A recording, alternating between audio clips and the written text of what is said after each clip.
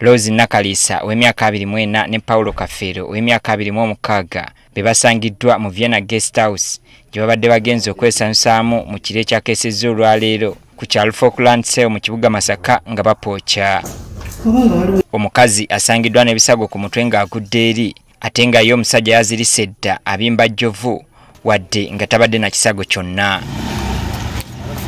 Okutaasa obulamu bwabwe kidiridde Paulo Kafero gwewozeeko pikipiki atambulireko okumulinda okumala ekiro kiramba nga tamulabako kwe kukuba essimu y'enkya ya leero era omukazi yagikutte n'amubuulira bwawe bali. Ono nanyini piki ng'akuba essimu olitagikwata kwe kujja ng'alondola epiki ye omuwala bwe yakubye essimu ndowooza n'akubira ono nanyini piki asanze ndowooza n'akubira ku ssimu y'omulenzi n'amugamba bali kuki bali ku yeno. Ekisenge mwe baasuze kyonna kibadde kijjudde omusaayi era abadde bazze okudduukirira kwe kuyita poliisi. Kati naffe mu bw'omanyi bya poliisi tusobola kutuukayo oba okucekinga omulenzi oba mulamu oba omuwala mufu kwe kukubira poliisi n'enkubira poliisi n'enkubira ne driver wa highway nebangamba nti bali mukugi.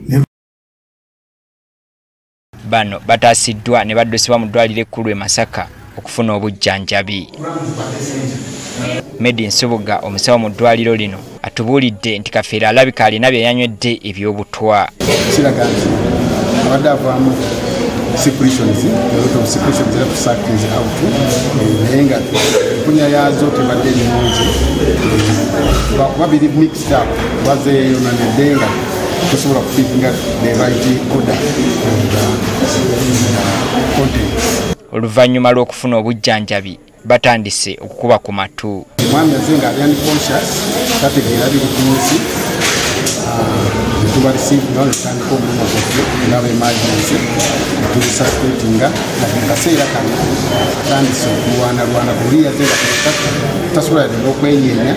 Omukazi abadde tamanyiddwa ku kitundu kyokka nga Kafeero abadde akola gwakwokya byuma nga bakola nabo batubuulidde nti abadde talina mbeera yonna gy'alaga gy'ayitamu oba okuba n'obutakkaanya n'omuntu yenna.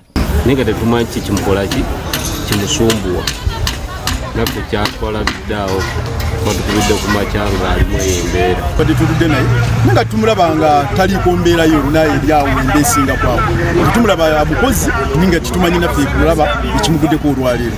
Omwogezi wa poliisi mu bbendobendo lya Masaka Twaha Kasirye ategeezezza nga bwe bayise abaddukanya guest house eno babeereko bye bannyonnyola. Tusobodde okusamaninga oba okuyita abatwala ekifo kino babeeko bye batunnyonnyola. Kyokka alabudde abalina ebifo nga bino ebisulwamu okwaza buli ayingira okwewala embeera ng'eno.